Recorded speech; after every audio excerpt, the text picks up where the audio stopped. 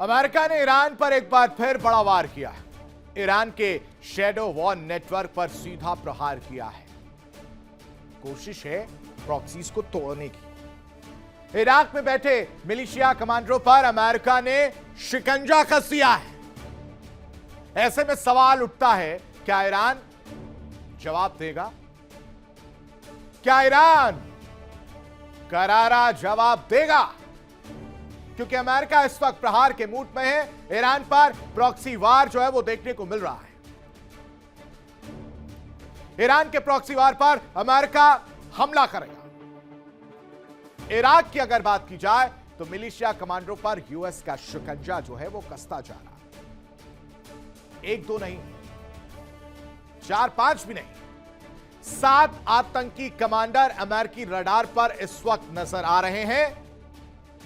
Drone हमलों के mastermind पर एक्शन की तैयारी। इसमें कतायब हिजबुल्लाह से लेकर नुजाबा तक एक हिटलिस्ट में है। ओएफएसी का बड़ा वार भी है, जिसमें संपत्तियां सीज करना, पूरी तरह से जो लेन देन है उस पर बैन लगा देना। यानी ईरान समर्थित नेटवर्क को सीधा क्लियर एंड कट कड़ा संदेश है कि अगला नंबर तुम्हारा है।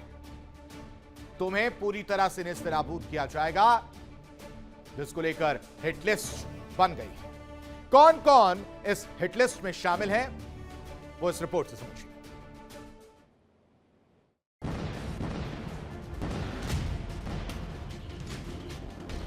ईरान के प्रॉक्सी पर यूएस का प्रहार, इराक में छिपे कमांडरों पर शिकंजा। क्या ईरान जवाब देगा?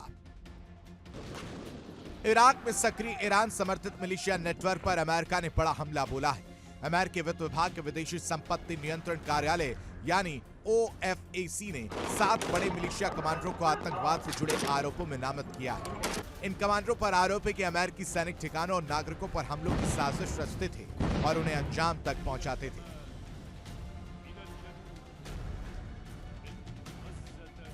इस लिस्ट में शामिल हैं कतायब हिजबुल्लाह, असाइब अहल अल हक, कतायब सैयद अल अशुहादा और हरकत अल नुजाबा जैसे खतरनाक संगठन। कतायब हिजबुल्लाह का ऑपरेशन कमांडर अम्मार अल रम्माही, जिसे हमलों का मास्टरमाइंड माना जाता है।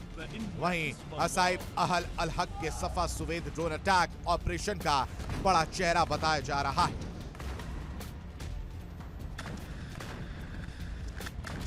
अमेरिकी वित्त मंत्री स्कॉट बेसेंट ने साफ कहा है, अमेरिकी नागरिकों और हितों को खतरा पहुंचाने वालों को बख्शा नहीं जाएगा।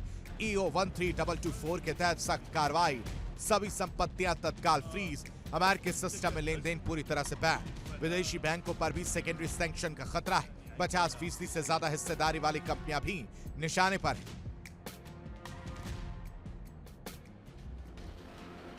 यह सिर्फ प्रतिबंध नहीं है, ईरान के प्रॉक्सी वॉर मॉडल पर सीधा हमला है। अब ऐसे में सवाल यह है, क्या ईरान जवाब देगा? क्योंकि प्रॉक्सी वॉर मॉडल पर हमला यानी सीधे तौर पर ईरान पर हमला। अब देखने वाली बात होगी, समझौते के बीच अमेरिका की तरफ से यह कार्रवाई का क्या असर पड़ता है और ईरान इसका क्या जवाब देता है। Bureau report, India daily.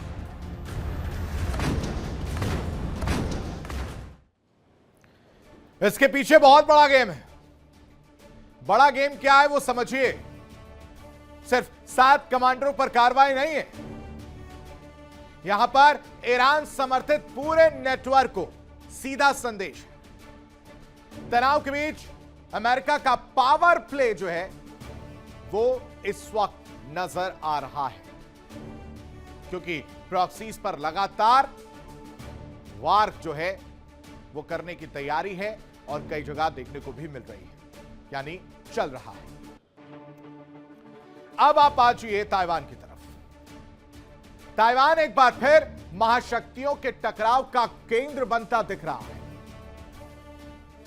महाशक्तियों के बाद आपके दिमाग में एक पिक्चर आ गई होगी। एशिया में बढ़ती तनातनी के बीच अब जापान की एंट्री ने हालात को और संवेदनशील बना दिया। चीन ने जापान पर गंभीर आरोप लगाए हैं। चीन नाराज, ड्रैगन घूर रहा है जापान को और बहुत बुरी तरह से घूर रहा है। कह रहा है कि इस इलाके में किसी भी बाहरी ताकत की मौजूदगी को बर्दाश्त नहीं किया जाएगा। बाहरी हैं आप यहां क्यों आए, या आपकी शिप यहां से क्यों जा रही है? उकसा रहे हैं क्या? यह कहा जा रहा है। ऐसे में सवाल उठने लगे, क्या ताइवान अब नए टकराव का ट्रिगर बन रहा है? क्या एशिया में एक और भू राजनीतिक संकट आकार ले रहा है, डेवलप हो रहा है, बन रहा है? और इस पिक्चर में कौन है वो समझिए। Dragon versus Japan. समुद्र में तनाव बढ़ गया। ताइवान स्ट्रेट में जापानी युद्धपोत दिखा, जिसके बाद चीन का गुस्सा फूटा और सीधे सीधे जापान को घेरता हुआ आरोप लगा दिया। उकसा रहे हैं आप, मजबूर कर रहे हैं आप, और उकसावे की कार्रवाई पर ड्रैगन गरजा है, भड़क गया। बीजिंग ताइवान को लेकर फिर भड़का है और इस वजह से कहानी में ट्विस्ट है। ताइवान स्ट्रेट ग्लोबल हॉटस्पॉट बन गया है। समुद्र में इस वक्त टकराव के संकेत जो देखने को मिल रहे हैं और समुद्री रास्तों पर महाशक्तियों की हलचल बढ़ गई है। सबके सब समुद्री रास्तों पर नजरें गड़ाए बैठे हैं। जापान की अगर बात की जाए या जापान के स्टैंड की बात की जाए ताइवान को लेकर, वो किसी से छुपा नहीं। चाइना क्या चाहता है ताइवान से, चाइना क्या ताइवान को मानता है, यह भी किसी से छुपा नहीं। तो क्या वाकई उकसाने का काम जापान कर रहा है, जिससे ड्रैगन चढ़ गया है और मुंह खोलकर बैठ गया है? कह रहा है कि उकसाइए नहीं। क्यों कह रहा है, क्या कहानी है इसके पीछे, क्या इनसाइड स्टोरी है, वो इस रिपोर्ट में समझिए।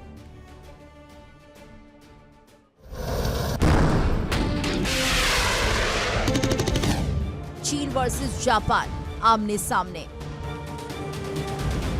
एशिया के सबसे संवेदनशील समुद्री रास्ते ताइवान में एक बार फिर ताकत का प्रदर्शन हुआ है। जापान के युद्धपोत जेएस इकाजुची के गुजरने पर चीन भड़क उठा है। बीजिंग ने इसे जानबूझकर किया गया उकसावा करार दिया है और साफ संकेत दे दिया है कि अब हर कदम पर नजर रखी जाएगी। चीनी सेना के मुताबिक शुक्रवार सुबह जापानी युद्धपोत ताइवान स्ट्रेट से गुजरा। इस पूरे ऑपरेशन के दौरान चीन की नौसेना और वायुसेना अलर्ट मोड पर है। लेकिन सवाल यह है कि आखिर चीन इतना आक्रामक क्यों हो रहा है? वजह साफ है, ताइवान। चीन ताइवान को अपना हिस्सा मानता है, जबकि ताइवान खुद को एक स्वतंत्र लोकतांत्रिक इकाई बताता है। यही विवाद इस पूरे क्षेत्र को बारूद का ढेर बना चुका है।